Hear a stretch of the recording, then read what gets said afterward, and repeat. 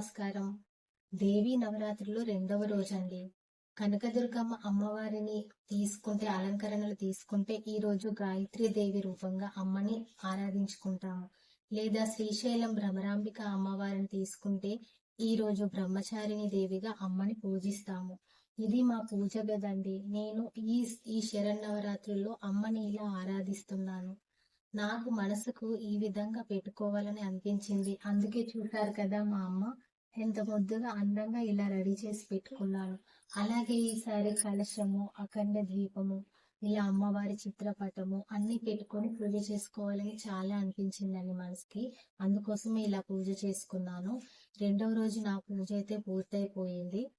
అలాగే ఈ శరన్నవరాత్రులు అంటే చాలా విశేషమైన రోజులు. ఎంత విశేషం అనంటే అమ్మ ఈ ఈ నవరాత్రుల్లో చాలా శక్తివంతమైన రోజులని కూడా వీటిని చెప్తారు. అమ్మ మనము చేసుకున్న సంకల్పం కానీ ఏ కోరికలైనా కూడా అమ్మని ఆరాధించడం వల్ల తప్పకుండా మన సమస్త కోరికలు కూడా తీరుతాయి. అందుకే ఈ నవరాత్రుల్లో ప్రతి ఒక్కరు కూడా అమ్మని ఆరాధించాలి, అమ్మని పూజించాలి. అలా మనం అమ్మ ధ్యానంలో కానీ అమ్మ ధ్యాసలో కానీ గడపడం చాలా చాలా ముఖ్యం. ఈ నవరాత్రులు కుదిరిన వాళ్ళు మాత్రం 9 రోజులు చేసుకోండి. చక్కగా అమ్మని ఆరాధించండి. లేదు ఈ హడావిడి లైఫ్ లో అన్ని రోజులు అందరికీ కుదరకపోవచ్చు. ఒకవేళ కుదరని వాళ్ళు తప్పకుండా కనీసము కుదిరినన్ని రోజులైనా అమ్మ ఆరాధన చేసుకోవచ్చు. 7 రోజులు, 5 రోజులు లేదా 3 రోజులు ఇవేవి కుదరకపోయినా ఒక్క రోజైనా సరే అమ్మని ఆరాధించవచ్చు. ఆ ఒక్క రోజు కూడా అష్టమి రోజు అమ్మ ఆరాధన చేసుకుంటే ఈ 9 రోజులు నవరాత్రులు కూడా అమ్మని పూజించిన ఫలితం అయితే తప్పకుండా లభిస్తుంది. అందుకే ఈ నవరాత్రులు అందరూ చేసుకోవాలి. అసలు విషయం చెప్పాలనంటే అమ్మని మనకి నచ్చిన విధంగా ఆరాధించవచ్చు. మన సమయాన్ని బట్టి మన అనుకూలం బట్టి అమ్మని పూజించవచ్చు. ఒక రకం ఏంటంటే సింపుల్ గా అమ్మ ఆరాధన కూడా చేసుకోవచ్చు. చిత్రపటం పెట్టుకొని నిత్య దీపారాధన చేసుకుంటూ అమ్మ శ్లోకాలు, అమ్మ స్తోత్రాలు కానీ ఈ అమ్మ నామాన్ని ఒక్కటి కూడా పఠించినా చాలు, ఎంతో శుభ ఫలితాలు కలుగుతాయి. లేదు అఖండ ద్వీపం పెట్టుకొని ఇలా కలశారాధన చేసుకొని అమ్మను ప్రతిష్ఠించుకొని ఇలా కొన్ని నియమాలను పాటిస్తూ పూజ చేసుకున్నా సరే మన సంకల్పం అనేది తప్పకుండా నెరవేరుతుంది. మన వీలును బట్టి అమ్మని ఆరాధించవచ్చు. ఇలాగే అమ్మని ఆరాధించాలని ఎక్కడా లేదు. మన సమయము మన వీలును బట్టి అమ్మను పూజించాలి. ఈ కలశారాధన చేసుకొని అఖండ దీపం పెట్టుకున్న వాళ్ళు మాత్రం కొన్ని నియమాలను అయితే తప్పకుండా పాటించాలి. ఇంట్లో నాన్ వెజ్ అనేది వండకూడదు, తినకూడదు. అలాగే సాత్వికాహారము అంటే ఉల్లి వెల్లుల్లి లేని ఆహారం తీసుకోవాలి. కలశారాధన చేసినప్పుడు ఈ నియమాలు తప్పకుండా పాటించాలి. అలాగే భూషయనం, కనీసం ఒక చాప మీద పడుకోవడము, ఇలాంటి నియమాలను అయితే తప్పకుండా పాటించాలి. ఇంకా నిత్య పూజలాగా చేసుకుంటే మాత్రం నియమాలు ఏమీ ఉండవండి. ఎక్కువ పాటించాల్సిన అవసరం లేదు. మనకి నియమాలు పాటించడం కష్టము అని అనిపించినప్పుడు సింపుల్ గా అమ్మ చిత్రపటం ఒకటి పెట్టుకొని చక్కగా అమ్మకి రోజు దీపారాధన ఉదయం సాయంత్రం చేసుకొని అమ్మ స్తోత్రాలే కానీ శ్లోకాలే కానీ కనీసం అమ్మ నామానైనా పఠించవచ్చు. మనకి ఏది కుదిరితే అది ఒక్క శ్లోకమైనా చదువుకోండి. లేదు అంటే ఓం ధూమ్ దుర్గాయ నమః అనే అమ్మ నామాన్నైనా సరే మనకి కుదిరినన్ని సార్లు మనం జపం చేసుకోవచ్చు. అమ్మని చాలా రకాలుగా ఆరాధించవచ్చు. ఇలాగే చేయాలని ఏమీ లేదు. మనకు సమయాన్ని బట్టి అమ్మను పూజించుకోవచ్చు. అమ్మ యొక్క ఉపాసన చేయవచ్చు, ధ్యానం చేయవచ్చు, అమ్మ నామాన్ని జపం లాగా కూడా చేయవచ్చు. ఈ 9 రోజులు కూడా ప్రతి ఒక్కరూ ఉపయోగించుకోండి. ఎందుకంటే చాలా శక్తివంతమైన రోజులు కాబట్టి అందరూ కూడా ఈ 9 రోజులు పూజ చేసుకోవాలి. ఈ 9 రోజులు అమ్మ నవదుర్గలుగా నవ రూపాలలో అమ్మ అలంకరణలు అనేవి ఉంటాయి. మనం నైవేద్యాల విషయానికి వస్తే ఒక్కో రోజు ఒక్కో నైవేద్యాన్ని అమ్మకి సమర్పించాలి. నేను మాత్రం ఈ రోజు పరమాన్నాన్ని అమ్మకి నివేదించాను. ఏది అంటే నైవేద్యం కంపల్సరీ ఇవ్వండి, అమ్మకి పెట్టాలి అని కాదండి. మీకు కుదిరితే మాత్రం తప్పకుండా రోజుకొక్క నైవేద్యమైనా అండి అమ్మకి నివేదించండి. లేదు అనుకుంటే కనీసం పళ్ళని కానీ, డ్రై ఫ్రూట్స్‌ని కానీ, చివరికి చిన్న బెల్లం ముక్కైనా సరే అమ్మకి నివేదించండి.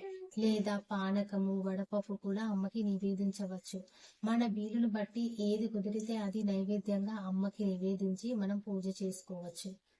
ఇలా నేను రోజుకొక నైవేద్యాన్నయితే అమ్మకి నివేదించాలని అనుకున్నానండి. అందుకోసం ఈరోజు పరమాన్నాన్ని అమ్మకి నివేదించాను. ఇలా నేను నాకు నచ్చిన విధంగా నా మనసుకి ఎలా చేసుకోవాలని అనిపించిందో అలా మాత్రం నేను పూజనైతే చేసుకున్నాను. ఇలా అమ్మని అలంకరించి పెట్టుకున్నాను. నా మనసుకి ఎందుకో అనిపించింది ఈసారి అమ్మని ఇలా పెట్టుకోవాలని. ఇదే మొదటిసారి నేను ఇలా అమ్మని అలంకరించి పెట్టుకోవడం. కానీ నిజంగా చాలా అంటే చాలా ఆనందంగా ఉంది. అమ్మని ఇలా చూసుకుంటూ ఉంటే రోజు పని చేసుకుంటూ అటు ఇటు వెళ్తూ అమ్మని ఇలా చూస్తూ ఉంటాను. ఎందుకు అంటే చూడాలనిపిస్తూ ఉంటుంది. ఇలాగే కలశం పెట్టుకున్నాను. ఇలాగే అఖండ దీపం కూడా పెట్టుకున్నాను. కింద నవధాన్యాలు పోసి మరి అఖండ దీపం పెట్టుకున్నాను. ఇలా అమ్మవారి లక్ష్మీదేవి విగ్రహం పెట్టుకున్నాను. పసుపు గణపతిని అలాగే గౌరీదేవిని కూడా చేసి అక్కడ పెట్టుకున్నాను.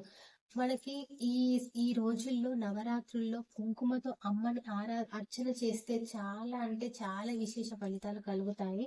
అందుకోసమే రోజుకు ఒక్కసారైనా సరే అమ్మ అష్టోత్తరం చదువుకుంటూ కుంకుమతో అర్చన చేసుకోండి. నేనైతే ఇక్కడ అమ్మ ముందు కుంకుమతో అర్చన చేసుకుంటున్నాను ప్రతిరోజు కూడా. ఏ రోజు అమ్మ అలంకరణ ఉంటుందో ఆ అమ్మవారి యొక్క అష్టోత్తరం చదువుకుంటూ అమ్మకి కుంకుమ అర్చన చేసుకుంటున్నాను. లేదు మీకు కుదరకపోతే దుర్గాదేవి ప్రతిరోజు అంటే నవరాత్రుల్లో ప్రతిరోజు కూడా ఒక్క అమ్మవారి యొక్క అష్టోత్తరం చదువుకొని కూడా మీరు కుంకుమతో పూజ చేసుకోవచ్చు. నేనైతే సాయంత్రం లలిత సహస్రనామము ఇంకా ఖడ్గమాల మిగతా స్తోత్రాలను అయితే చదువుకుంటున్నాను. ఇలా మనము లలిత సహస్రనామం చదువుకుంటూ కుంకుమతో కూడా అమ్మని అర్చించవచ్చు. అలా అర్చించినా కూడా చాలా విశేష ఫలితాలు ఉంటాయి. మనం ఏ విధంగానైనా సరే మన మనసుకి నచ్చినట్టయితే పూజ చేసుకోవాలి. ఈ రోజుల్ని మాత్రం ఎవ్వరు మిస్ అవ్వకండి. నిజంగా అంటే చాలా విశేష ఫలితాలు కలుగుతాయి. అమ్మ అమ్మ గొడుగు కింద మనం ఉన్నట్టే ఈ నవరాత్రి పూజ చేస్తున్నాము అంటే అమ్మ యొక్క గొడుగు కింద మనందరం కూడా ఉన్నట్టే. అమ్మ మనల్ని అలా కంటికి రెప్పలా కాపాడుతుంది. ఏ ఆపదలు రానివ్వదు, ఏ కష్టం కూడా రానివ్వదు. మనకి ఎలాంటి ఇబ్బందులున్నా అనారోగ్యాలున్నా ఇవేవి కూడా అమ్మ మన దరికి చేరనివ్వదు. అమ్మ పాదాల్ని పట్టుకోవాలి అంతే, గట్టిగా పట్టుకుంటే చాలు, ఇంకా అంతా అమ్మే చూసుకుంటుంది. అసలు అమ్మ గురించి చెప్పాలంటే చాలా చాలా చాలా విషయాలు ఉన్నాయి. ఇంకా అమ్మ గురించి ఎంత చెప్పినా తక్కువే అనిపిస్తుంది. అమ్మకి శరణాగతి అవ్వాలి అంతే. ఇంకా మనది పూర్తిగా అమ్మే చూసుకుంటుంది. అది అది ఎలా ఉంటుంది అంటే అమ్మని నమ్మకంతో మనం భక్తి శ్రద్ధలతో పూజిస్తే ఇంకా మనకి ఏ విషయంలోనూ భయం అనేది కలగదు. ఎందుకు అంటే మనము భక్తి మార్గంలో ఇలా ఆరాధిస్తుంటే అమ్మ మన భయాలన్నిటిని పోగొడుతుంది. అది నేను అనుభవంతో చెప్తున్నాను. నిజంగా ఎంత ధైర్యంగా ఉంటుందంటే అంత ధైర్యంగా ఉంటుంది. ఎందుకు భయము అంటే అమ్మ ఉంది కదా, మనకి అన్ని తనే చూసుకుంటుంది కదా, ఇంకా మనకి దిగులు పడాల్సిన అవసరం ఏముంది, ఏ విషయానికి భయపడాల్సిన అవసరం ఏముంది అని అనిపిస్తుంది. నిజంగా అమ్మ ఒక లీలలు చాలా అంటే చాలా ఉంటాయి. చెప్పడం అంటే చాలా కష్టము. అమ్మ గురించి చెప్తుంటేనే నాకు ఎలాగో అంటే ఎంతో సంతోషంగా అనిపిస్తుంది. అలా అమ్మని మనము చక్కగా ఆరాధిస్తే చాలు. మనము ఏ సమస్యలైనా అమ్మ తీర్చేస్తుంది అంతే. ఇంకా ఆర్థిక ఇబ్బందులైనా, అప్పుల బాధలైనా, ఒకప్పుడు నాకు చాలా సమస్యలు ఉండేవి. నేను ఆ భక్తి మార్గంలో రాకముందుకు చాలా కష్టాలు అనుభవించాను, చాలా ఇబ్బందులు పడ్డాను, చాలా బాధలు పడ్డాను.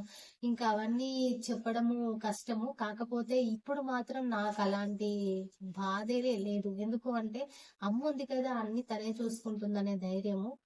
అందుకే నేను ఇంతగా చెప్తున్నాను. నేను అనుభవపూర్వకంగా అనుభవించాను కాబట్టి మీరు కూడా భక్తి మార్గంలో అమ్మని ఆరాధించండి. అమ్మననే కాదు, మీకు నచ్చిన ఏ ఇష్ట దైవాన్నైనా, మీకు నచ్చిన దైవాన్ని మీరు ఆరాధించండి. తప్పకుండా మీకున్న సమస్యలన్నీ తొలగిపోతాయి. ఇది మాత్రం నేను 100% చెప్పగలను. ఇంకా అమ్మ గురించి చెప్పాలనంటే నేనైతే పూజ చాలా బాగా చేసుకున్నాను. ఈ విధంగా నాకు నచ్చిన విధంగా అన్ని అలంకరించుకొని అన్ని పెట్టుకున్నాను. ఇదండి ఇవాల్టి వీడియో. మీకు అందరికీ నచ్చే ఉంటుంది అనుకుంటున్నాను. దయచేసి నచ్చితే మాత్రం సబ్స్క్రైబ్ చేయండి. మీకు ఏదైనా డౌట్ ఉన్నా లేకపోతే ఏదైనా అనిపించినా చెప్పాలి, నాతో షేర్ చేసుకోవాలి అనుకుంటే కామెంట్లో తెలియజేయండి. నేను ఏదైనా తప్పుగా మాట్లాడుంటే క్షమించండి. దయచేసి చూసేవారు ప్రతి ఒక్కరూ కూడా తప్పకుండా సబ్స్క్రైబ్ చేసుకొని నన్ను ఎంకరేజ్ చేయండి. ఇంకా ఇంకా చాలా విషయాలు మీతో పంచుకుంటాను ముందు ముందు వీడియోలో. నమస్తే.